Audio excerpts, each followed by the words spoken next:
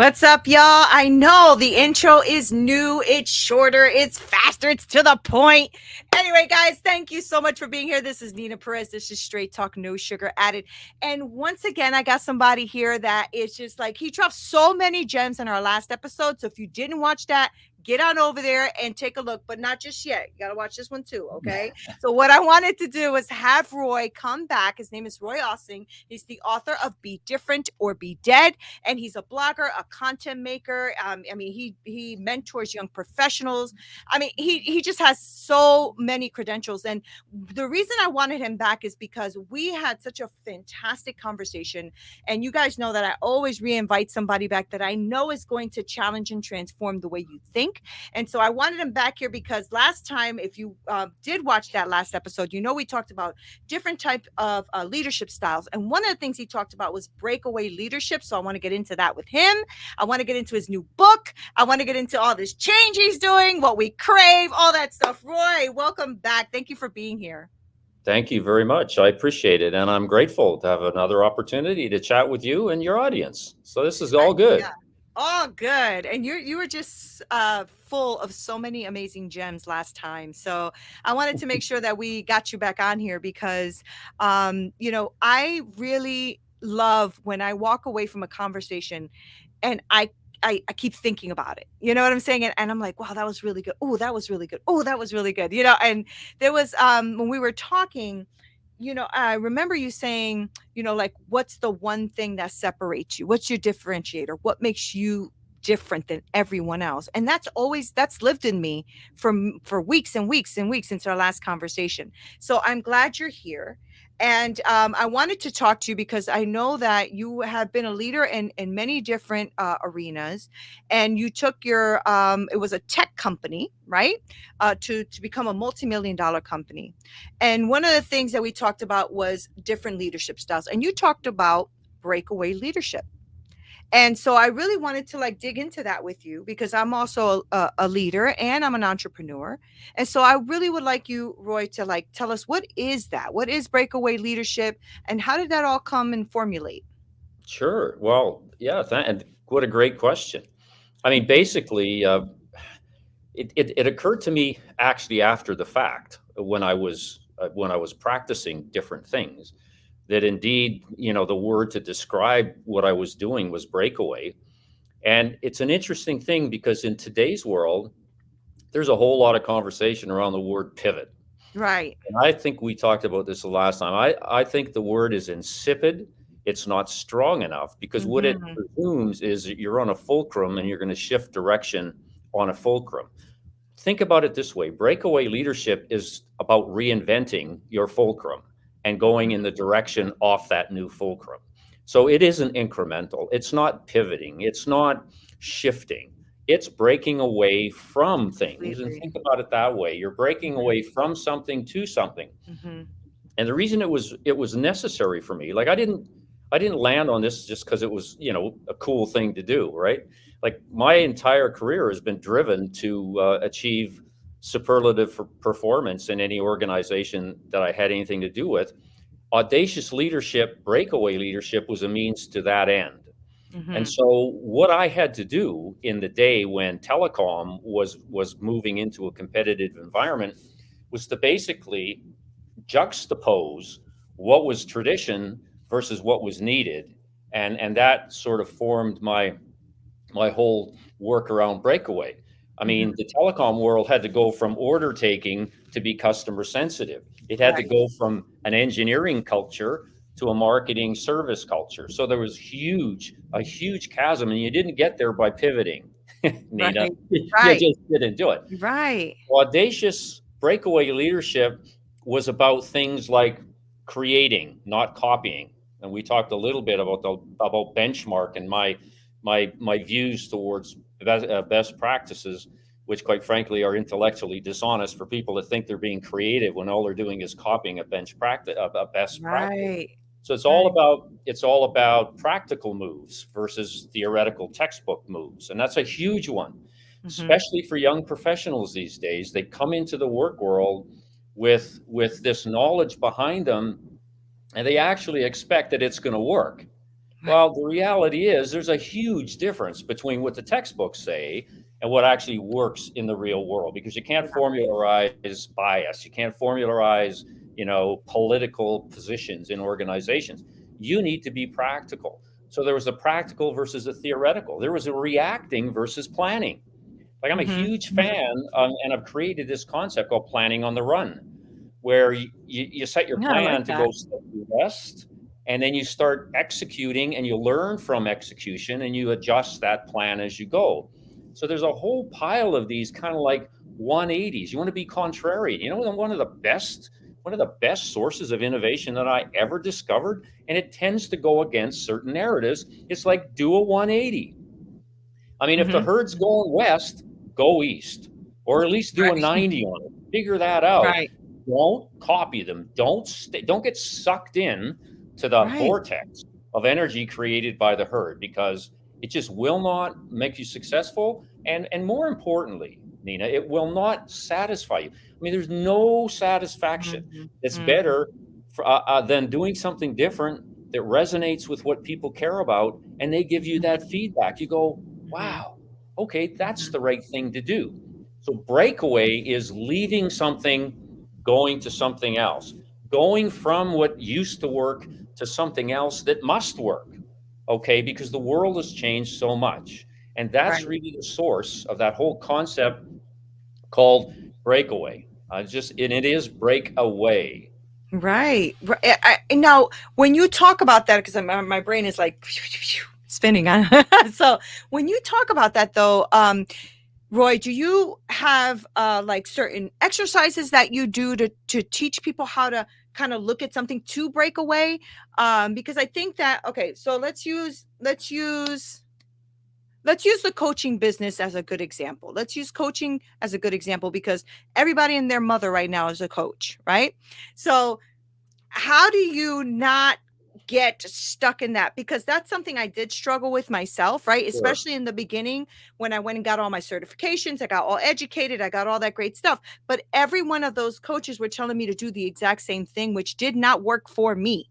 Right. Yeah. But it was frustrating because that's the only way I could see it because that's all people kept telling me that that's the way this ran. So is there exercises where you start to pivot out of it or you just say F it and just go the other way? How about that? Well, yeah. So I mean, there's no formula here, Right. because it's a matter of doing stuff, trying stuff, learning from what you did, and then moving Mhm. on. But there are a couple of little things that really worked for me.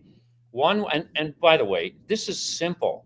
Okay, it's hard to do, but the concept is simple. It's not a Right, linear regression right, equation. It's right. not a predictive model. Blah blah blah. It's simple stuff. So, for example, one of the things worked for me is every time I was faced with something to do, I would always ask myself the question, how can I do this differently? Mhm, It was always, mhm. that was the filter. Before I took one step, I asked, okay, I got this project that I need to do in marketing when I was a younger man. And the first thing I did was okay, I think I know how everybody else is going to approach this, right? How can I do this differently? So that became part of my problem solving approach. Okay, it's Mhm, a simple mhm, little thing. Sometimes you get stuck, that's okay, you just keep asking it. So what are the sources of being different? Okay, here's a few. You create, you don't copy. You look for differences, not similarities.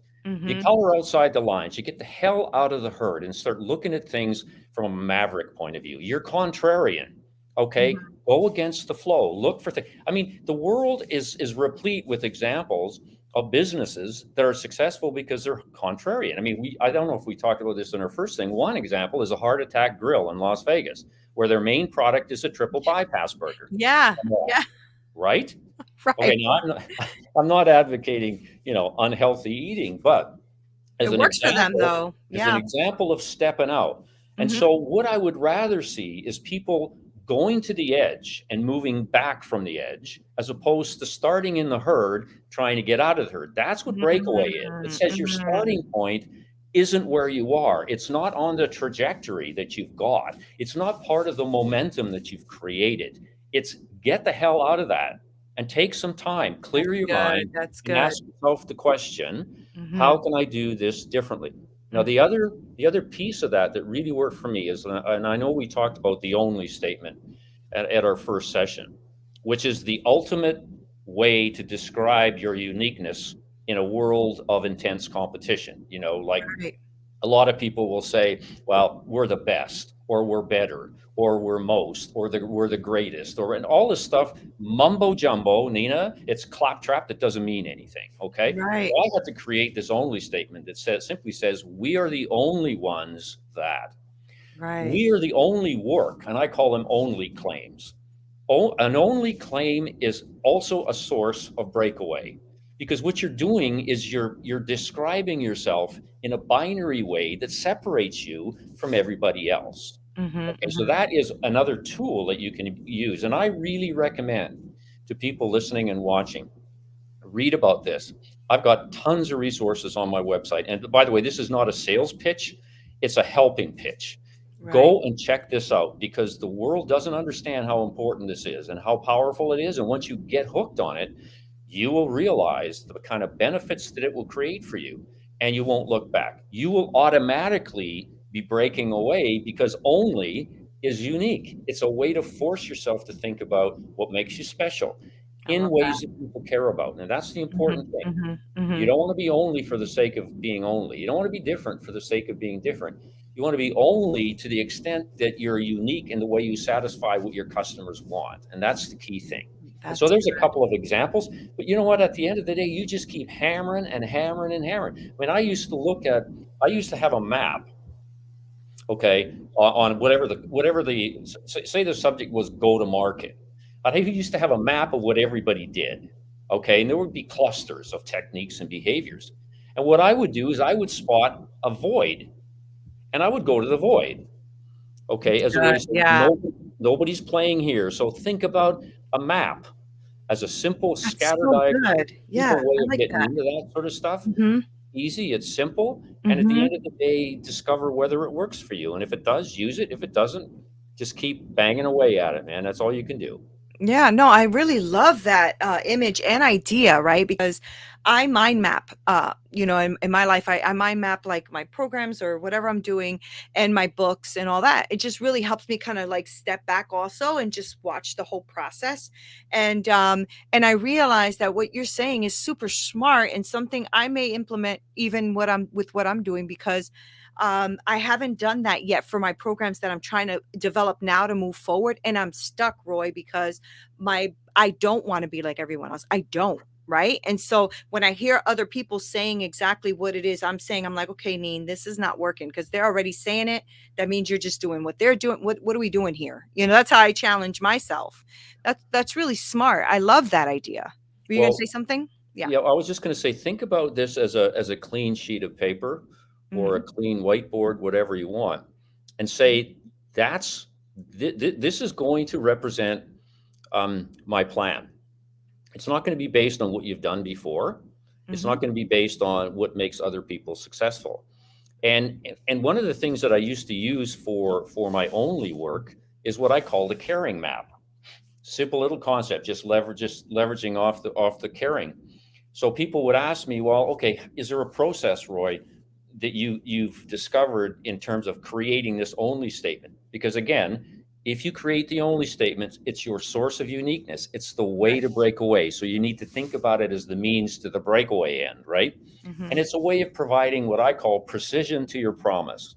Instead of saying you're best, you're going to claim that you're only, right?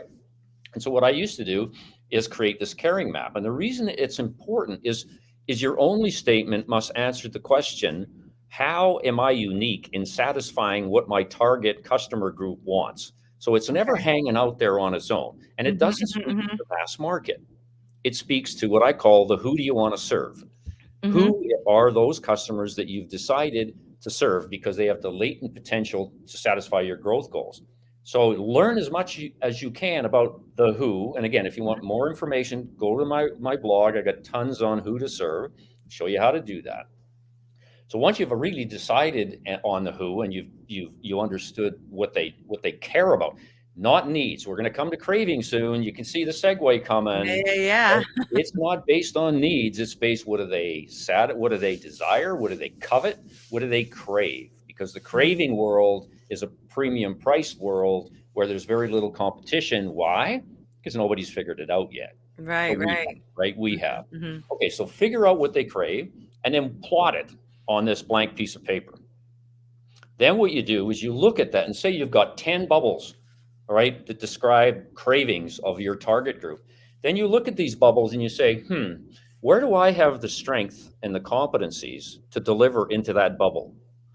Those decisions, and you may decide that there's 3 out of the 10 that you're smoking on right now. Okay, Right. now you have the basis for creating your only statement because you've identified who your customers are, you've identified what they craved, you've matched that with your core competencies, and now you're going to craft, we are the only ones who, boom, relative to those cravings.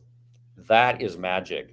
That is Yeah, power. yeah. That is uniqueness. That is breakaway. That is revolutionary thinking Mhm, because the mhm. world hasn't figured it out yet, but Right. I have. Yeah, but and you're telling everyone, so now we're all gonna figure that out. I hope so. Awesome. Please, please Which take is it. awesome. No, I mean, that's a beautiful thing because I mean, Roy, this is why I had you come back because it is just such a beautiful and unique way of thinking, right? Or approaching what you're trying to do out there. And because you know about all of these new people now that are trying, that are breaking away from their jobs too, right? And what they've done in Right. their businesses and career. And at least what I see too, when I speak to a lot of CEOs and CFOs and all that kind of stuff is that's all they know. Like they think that's all they know. You know, they think that's the only way to do it. They think that because that job has given them a six figure, that's the right way and the only way. And it's hard for them to break away from that, right? Did you? Oh, Well, it sounds like you already did that for your own business, but was it hard for you to break away from thinking that way also and breaking into doing something new? Was that ever a challenge for you? absolutely. It's Yeah. always a challenge because, the the herd mentality Yeah, is an amazing magnet for it people, is. It and you can get is. sucked in without even realizing you're going there. So for Mhm. me, it's really important. It was always important to stay really focused on this. Mhm. Always self-monitor, okay? You Mhm. need to self-monitor and say, "Oh, am I sucked in? Oh Mhm. my Mhm. god, I just went onto Google looking for blah blah blah. What am I doing? I'm copying. Okay, I Mhm. can't go in Mhm. this journal I unless, love it. Journey, I love it. unless unless you take what you find as a best practice on Google and you decide I'm going to be different than that. If you decide to do that, then I'm okay with it. Right. Okay. But most people will simply look at the thing and play the copycat mechanism. But Copy and paste. Yeah. exceedingly important you stay true to this and always be testing yourself, always be challenging yourself, and hold yourself accountable for being Mhm. different. Hold yourself Mhm. accountable for living this breakaway piece. I mean, Mhm. it's really hard and it's really emotional draining, and it's very painful. I mean, I Right. told you, I think Right. before, that I discovered that pain is indeed a strategic concept because to make any progress in the world or in organizations, you suffer pain. Pain Mhm. from the hurt, pain from the people that want to push you back. Now, to the point where that you mentioned about, I mean, executives with six figures, get there by practicing certain things, and we're all subject to the temptation to assume that what got us here will get us to where we need to get to. Right. And Right. that's the discipline. The Right. discipline around breaking away and being different is that you need to be always mindful that that's not a road that's painted with a whole lot of gold at the end these days. It may have Mm. worked. I keep saying this expression, which I love. It's like when the winds are blowing, even turkeys can fly. Right. Think about that. But when the wind stopped blowing, what Right. happens to the turkeys? Boom. And so what Right. happens is we get an executive team where the winds are blowing, the markets are growing, right? The rate of discontinuity is low, et cetera. So they can keep doing their stuff, right? But Right. sooner or later, that ends. And if you think about an executive's role is to build long-term value for a corporation, if they're not mindful and getting ready to break away, they're not doing their job. They should be fired. They Right. should get the hell Right. out of there because they're not serving anybody very, very well. But that Right. requires discipline.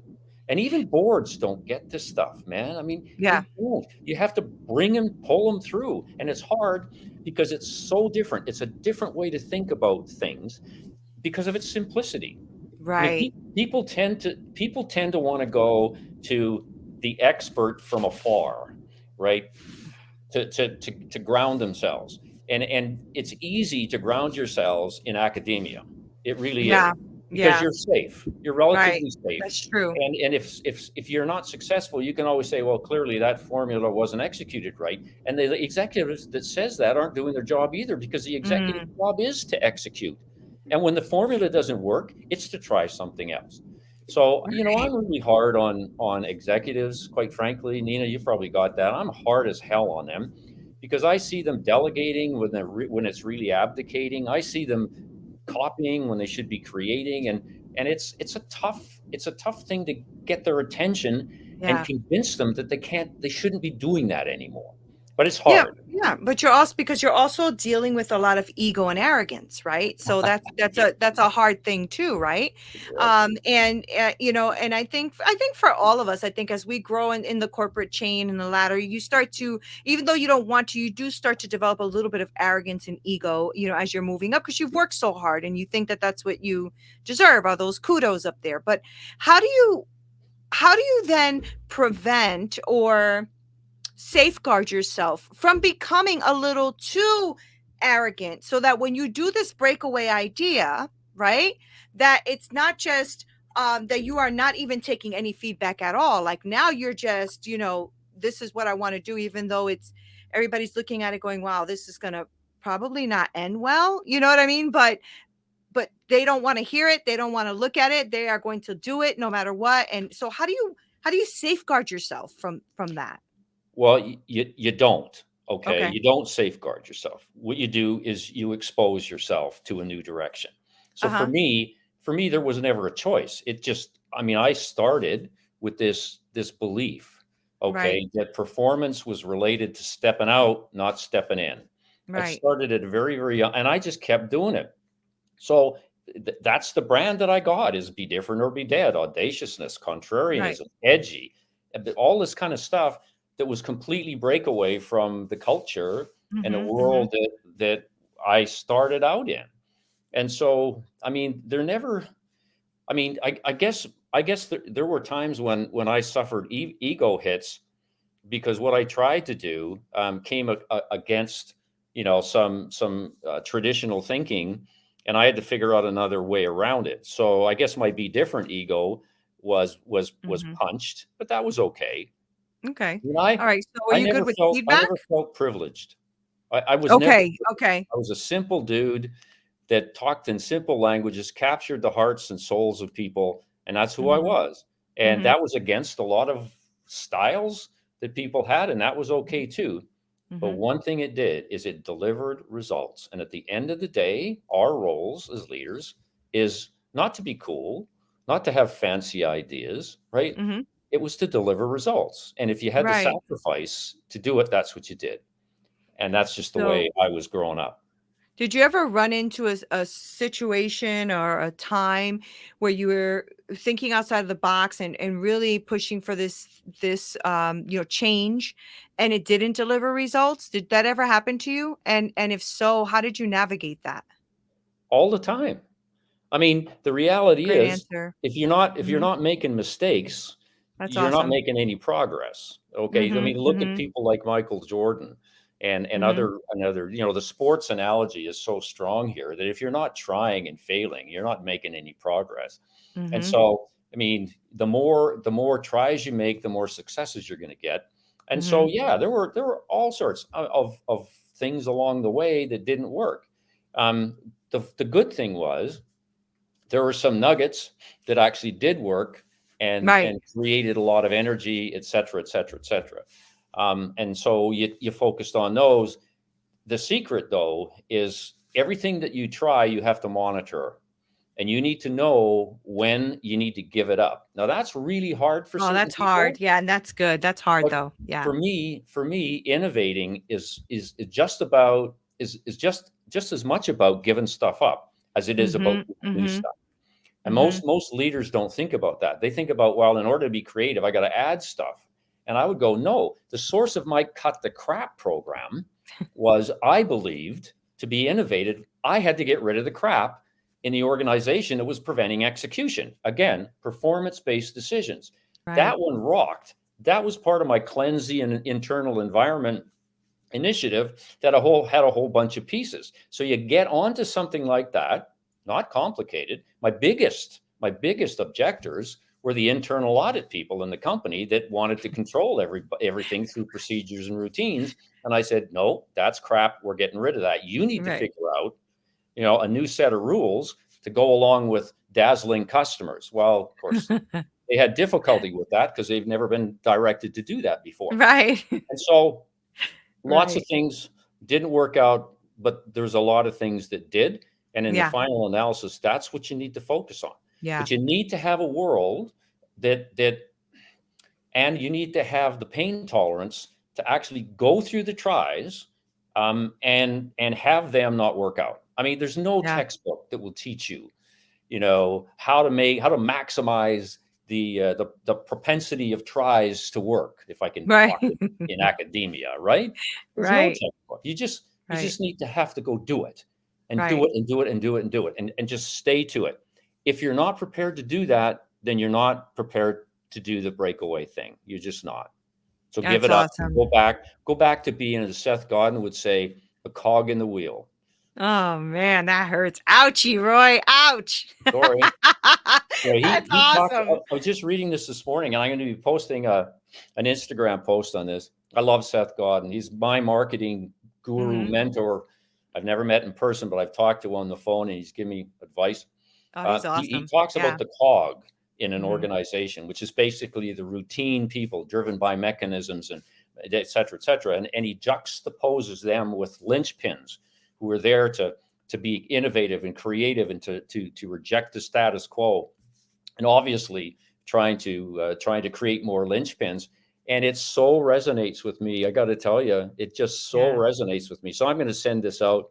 And again, it's, what do you want to be? You want to be a cog, or you want to be a linchpin?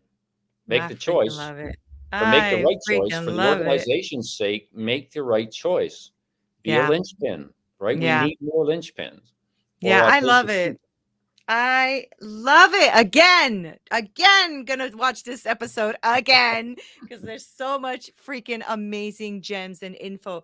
No, really, Roy, I love your brain. I love the way you think. I'm definitely picking up your book, all of that. I really Yay. love I love your energy. So before I let you go, of course, I want you to tell us the name of your book, and then also how people can get those free resources you were talking about, plus the blog and all of that before I let you go. I know that we have another episode that was aired previously, but it doesn't even matter. You dropped so much shit on this one. I didn't want Well, to curse, but we just dropped so much great stuff. All right. Go ahead, Roy. Give us the gems. How do we just get in contact with all that? before I do that, I have to say that one of the things that excites me about what I'm doing here is that every time I talk to people like you, I learn more about my stuff. Like, the question will open a dimension. I go, oh wow, I've never thought about that. And so, I'm making notes to myself that I'm going Right. to be picking up on. So it's so rich. And one of the reasons for that is nobody's doing it, right? So that's why Right. it's rich. Right. Anyways, look, I'm here to Love it. help. I have a website, bedifferentorbedead.com, and I've tried to design it in a way that exposes resources for people. And so, if I blog every Monday, a new blog is out today, and yeah, it's about why aspirations in competitive claims is absolutely hogwash. Anyway, I something like that. love Um, it. so so I love the it. blog, and I've been blogging on this since 2009, Nina. This has been a long Wow. journey for me. Yeah. So there's lots of stuff there. You can search on whatever you want and learn about it. There's also a page where I've got my 7 books where you can go and read about them. There's a summary, and if you want to buy one, that's fine too. And my latest one, oh, and one other thing is, I've also got an email address. Okay. It's Okay. roy.osing@gmail.com. And I'm really happy to have a conversation with anybody at any time on any Fantastic. subject. And to this day, I continue to get emails from people saying, Roy, here's my only statement. What do you think? Oh, Right. so much fun. So So much much fun. fun. That's So awesome. there's a lot of I'm really here to help. Now my latest book is called Be Different or Be Dead: The Audacious, Unheard of Ways I Took a Startup to $1 billion in Sales. It was published on June the 1st. It's available at all your local bookstores, etc. Awesome. This is my latest kind of like summary and compendium of my Be Different journey and my ideas. It's organized really simply. You can go into it. It's organized around careers. How can you be different and win in a career? Because you see, Mhm. the different thing applies to everything. It applies to Everything. Yeah. organizations, right? It Yeah. applies to it applies to careers. It applies to being a grandfather, right? Right. So I apply it in terms of my relationship with my 4 grandkids. That's I so am the Be cool. Different Papa, no question Right. about it. And it's a Right. strategic approach. So you can get access to I love it. all of that, and I'm happy to participate. The book is out. I hope people enjoy it. I'd really love for them to read it and challenge it and question it and give me some feedback. That would be cool. Yeah. Oh man, Roy, thank you so, so much for taking the time to come back on. Seriously, because I always walk away with amazingness when I speak with you. And even like I said in the first one, I've already watched it twice and I was taking notes. And it just really started to make me think, what is that one thing about you, Neen? Like what are you bringing to the table? Because there is a lot in you. So what is that? And I've been like exploring that. What does that look like? And Good. so, now I'm really going to be also looking at this breakaway concept, right? Because I always find that I do things differently, but I also find myself sometimes not wanting to be too different, right? And so you're in that place, right? Oh, I will not let you get away with that. You see, the reason the breakaway thing is such a tremendous concept from my point of view is that it maximizes the space between the herd and you. So it gets you Mhm. out of that incremental mindset that you just Right. described. It's not Right. about, I mean, it's not about getting, an inch at the margin. It's about getting a mile from the Yeah, margin. that's what I mean. Yeah, Put it it's out there, awesome. and look at the good news is, if you decided that the mile isn't gonna work right now, well, maybe 3/4 of a mile will. Right. So you Right. you inch your way back in, which is a heck of a lot better than inching your way away from the herd. Mhm. Mhm. Inching away from the herd is not a viable concept if you actually want to be a breakaway kind of person.